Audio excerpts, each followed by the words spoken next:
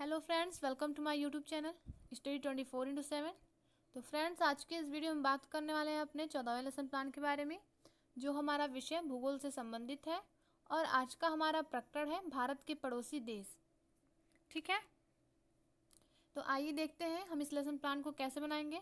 तो lesson plan बनाने के लिए आप वीडियो को पूरा देखेंगे बिना स्किप किए। तो सबसे पहले आप पाठ्य योजना संख्या डालेंगे, आप अपने अकॉर्डिंग संख्या डालेंगे। हमारा 14वां लेसन प्लान है।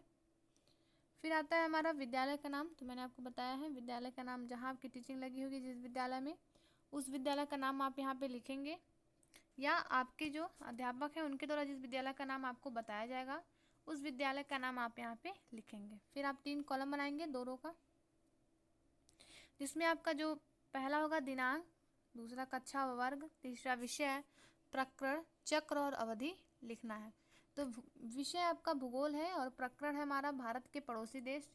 बाकी सारी चीज़ें आप अपने अकॉर्डिंग लिखेंगे। फिर आता है हमारा समान उद्देश्य।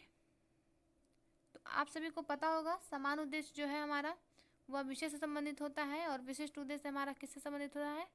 प्रकरण से संबंधित होता है। तो समान उद्देश्य अगर आपने पहले पाठ योजना में लिख लिया है तो आपको बार बार लिखने की आवश्यकता नहीं है, क्योंकि हमारा जो समान उद्देश्य होता है वह सभी लेसन प्लान में एक समान होता है, बदलता नहीं है। क्योंकि विषय हमारा भूगोल ही रहने वाला है, कोई और सब्जेक्ट नहीं होता है। जो प्रकरण होता है वो विशिष्ट उद्देश्य से उससे संबंधित होता है, क्योंकि विशिष्ट उद्देश्य बदलते रहता है, क्योंकि जो हमारा प्रकरण है वो सभी लेसन प्लान में अलग अलग होता है। इसके वजह से विशिष्ट उद्देश्य बदलता है। तो समान उद्देश्य के सामने आप पूर्वत लिख सकते हैं, परंतु विशिष्ट उद्देश्य आपको लिखना पड़ेगा। तो आइए देखते हैं विशिष्ट उद्देश्य।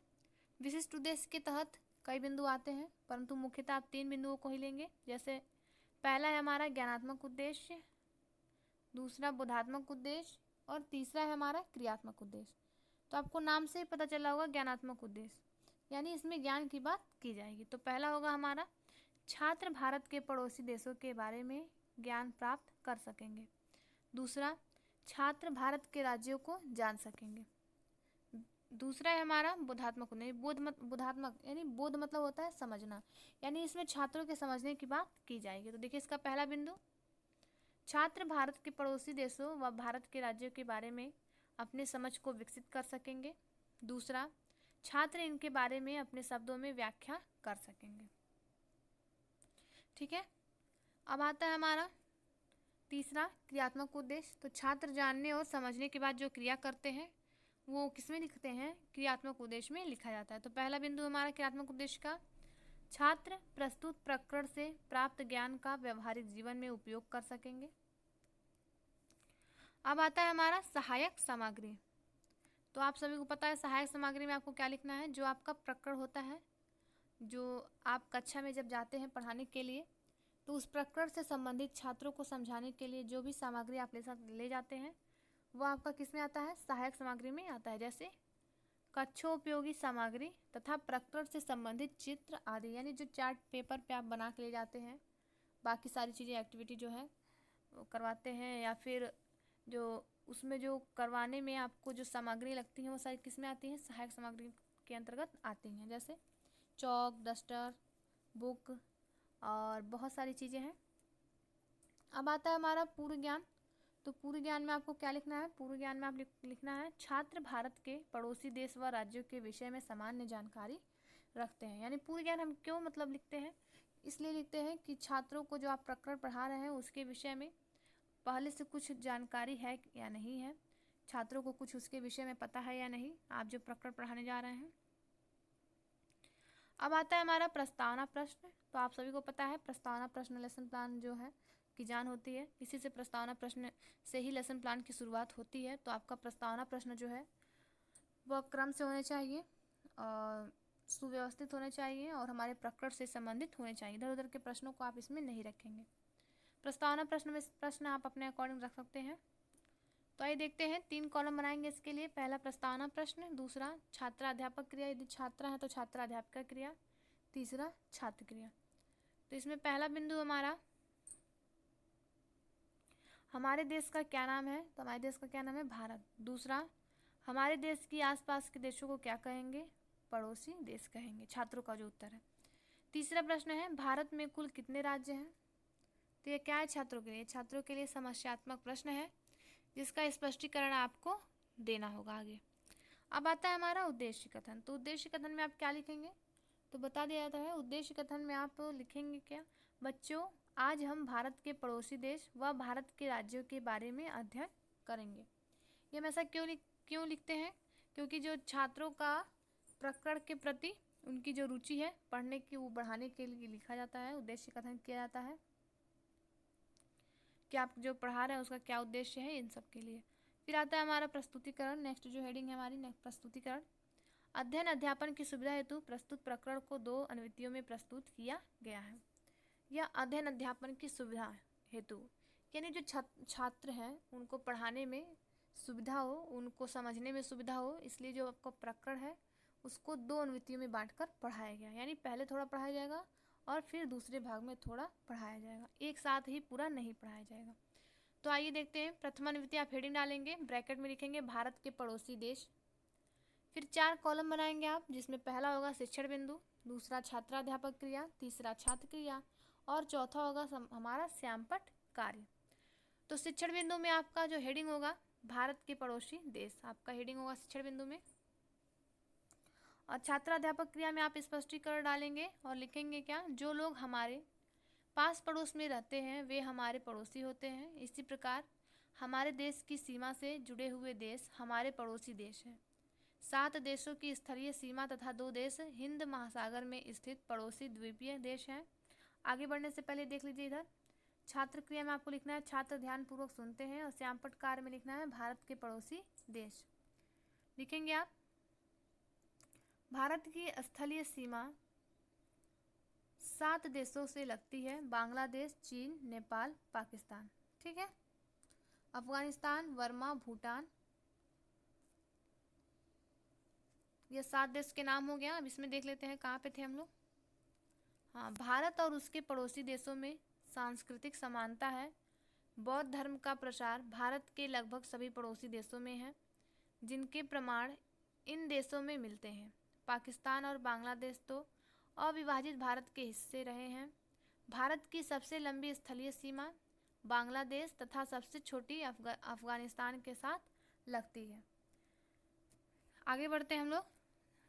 स्थलीय सीमा वाले पड़ोसी देश अफगानिस्तान, पाकिस्तान, चीन, नेपाल, भूटान, बांग्लादेश एवं बर्मा, म्यांमार, ठीक है। और श्यामपट्ट कार्य में लिखेंगे आप जलीय सीमा 2 देश श्रीलंका और मालदीव। जलीय या द्वीपीय देश श्रीलंका तथा मालदीव। अब जब इतना स्पष्टीकरण दे देते हैं तो आप छात्रों से बोध प्रश्न पूछते हैं। बोध प्रश्न क्यों पूछते हैं कि आपने जो स्पष्टीकरण दिया, छात्रों को जो समझाया है, उन्हें कितना समझ में आया है, इसके ज्ञान के लिए बोध प्रश्न पूछा जाता है। तो बोध प्रश्न में प्रश्नों की संख्या आप अपने अकॉर्डिंग रख सकते हैं, और बोध प्रश्न में आप प्रश्न जो स्पष्टीकरण दिए रहेंगे उन्हीं में से आपको प्रश्न पूछना है, अलग से प्रश्न आपको नहीं पूछना है। तो बोध प्रश्न का पहला प्रश्न है, भारत की स्थलीय सीमा कितने देशों से लगती है? तो छात्र क्रिया में आप उत्तर लिखेंगे 7 देशों से। दूसरा, जनसंख्या की दृष्टि से भारत के सबसे बड़े राज्य का क्या नाम है? तो ये छात्रों के लिए क्या है, समस्यात्मक प्रश्न है, जिसका स्पष्टीकरण आपको द्वितीय अनुवृत्ति में देना होगा। तो हेडिंग डालेंगे आप द्वितीय अनुवृत्ति और ब्रैकेट में लिखेंगे भारत के राज्य। फिर से आप 4 कॉलम बनाएंगे, जिसमें आपका पहला होगा शिक्षण बिंदु, दूसरा छात्राध्यापक क्रिया, तीसरा छात्र क्रिया और चौथा होगा हमारा श्यामपट्ट कार्य, ठीक है।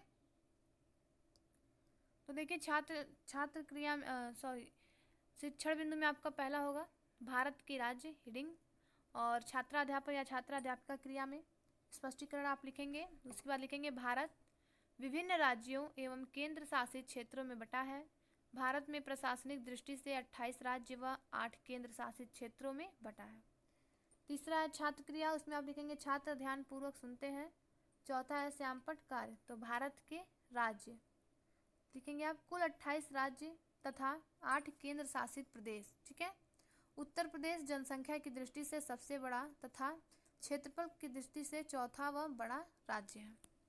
अब आप लिखेंगे छात्राध्यापक क्रिया में ब्रैकेट में, उसमें 2 ब्रैकेट बना लेंगे आप।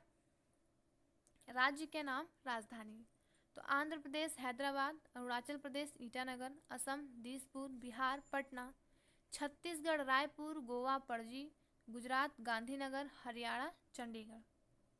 और इसमें लिखेंगे छात्र क्रिया में छात्र ध्यानपूर्वक सुनते हैं।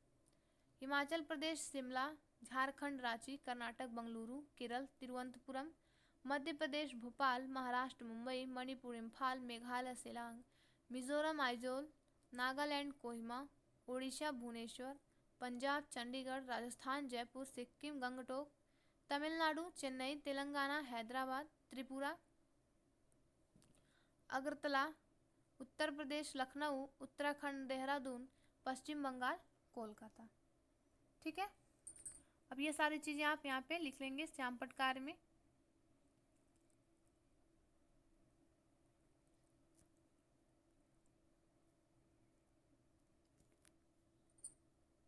यहाँ पे देख लिया आप, इसमें से मेन पॉइंट्स को छाट के श्याम पटकार में लिख देंगे। ठीक है, राज्य और राजधानी, राज्य और राजधानी से लिखेंगे आप आंध्र प्रदेश, तेलंगाना, हैदराबाद, उत्तर प्रदेश, लखनऊ, बिहार, पटना, महाराष्ट्र, मुंबई आदि। ठीक है, केंद्र शासित प्रदेश दिल्ली, चंडीगढ़, लक्षद्वीप, पुडुचेरी आदि। देखिए अब केंद्र शासित आपका हेडिंग होगा दिल्ली, चंडीगढ़, लक्षद्वीप, लद्दाख, जम्मू और कश्मीर, अंडमान और निकोबार द्वीप समूह, दादर नागर हवेली और दमन दीव तथा पुदुचेरी। ठीक है, ये आपका क्या हो गया, केंद्र शासित प्रदेश हो गए। फिर से आपका आता है पुनरावृत्ति प्रश्न, जो हमारी नेक्स्ट हेडिंग है वो पुनरावृत्ति प्रश्न की आती है। तो पुनरावृत्ति प्रश्न बताने से पहले मैं आपको बताना चाहूँगी, अगर आप हिस्ट्री के लेसन प्लान देखना चाहते हैं तो हमारे यूट्यूब चैनल पे 1 से लेकर 30 तक के आपको प्लेलिस्ट मिल जाएंगे हिस्ट्री लेसन प्लान के, जहाँ से जिसका लिंक आपको डिस्क्रिप्शन बॉक्स में देखने को मिल जाएगा, आप वहाँ से जाकर देख सकते हैं। एंड इसी तरह आपको 1 से 30 तक के सिविक्स के भी लेसन प्लान देखने को हमारे यूट्यूब चैनल पे मिल जाएंगे। तो जल्दी से जल्दी फ्रेंड हमारे चैनल को सब्सक्राइब कर लीजिए एंड उसका लिंक आपको डिस्क्रिप्शन बॉक्स में देखने को मिल जाएगा। तो आइए आगे बढ़ते हैं पुनरावृत्ति प्रश्न में। पुनरावृत्ति प्रश्न के लिए आप 2 कॉलम बनाएंगे, जिसमें पहला होगा छात्राध्यापक क्रिया, दूसरा छात्र क्रिया। तो पुनरावृत्ति प्रश्न का पहला प्रश्न है, भारत के किन्हीं 2 स्थलीय सीमा वाले देशों के नाम बताइए। तो नेपाल, पाकिस्तान। दूसरा, भारत के 2 द्वीपीय पड़ोसी देशों के नाम बताइए, श्रीलंका और मालदीव। तीसरा, भारत में कितने केंद्र शासित प्रदेश हैं। तो 8 हैं। चौथा है हमारा, क्षेत्रफल की दृष्टि से भारत के सबसे बड़े राज्य का नाम बताओ। तो राजस्थान सबसे बड़ा है क्षेत्रफल की दृष्टि से। अब आता है नेक्स्ट जो हेडिंग है हमारी वो किसकी है, गृह कार्य यानी होमवर्क। आपको पता होगा प्रकृति से रिलेटेड कोई भी कार्य आप छात्रों को घर से करने के लिए दे सकते हैं। जैसे यहाँ पर देखिए क्या दिया गया है, यहाँ पर गृह कार्य में दिया गया है, छात्र भारत का मानचित्र बनाकर उसमें भारत के राज्य व पड़ोसी देशों को दर्शाएंगे। यानी चार्ट पेपर पर इसको आपको बनाना है और उसमें क्या करना है, भारत के राज्य और पड़ोसी देशों को दर्शाना है। नेक्स्ट एंड लास्ट जो हेडिंग है हमारी समीक्षा की है। तो मैंने आपको बार बार बताया है समीक्षा हेडिंग डाल के आपको छोड़ देना है, क्योंकि इसमें आपके अध्यापक द्वारा आपके लेसन प्लान के बारे में टिप्पणी की जाती है कि इसमें कुछ कमियां हैं नहीं, त्रुटियां हैं कि नहीं, कौन से कौशलों का प्रयोग किया जा रहा है, कौन से कौशलों का प्रयोग नहीं किया जा रहा है, आदि सारी चीज़ों के बारे में टिप्पणी की जाती है। तो फ्रेंड्स वीडियो अच्छा लगे तो लाइक करें, शेयर करें और हमारे चैनल को सब्सक्राइब करें। थैंक यू फ्रेंड्स, मिलते हैं नेक्स्ट वीडियो में।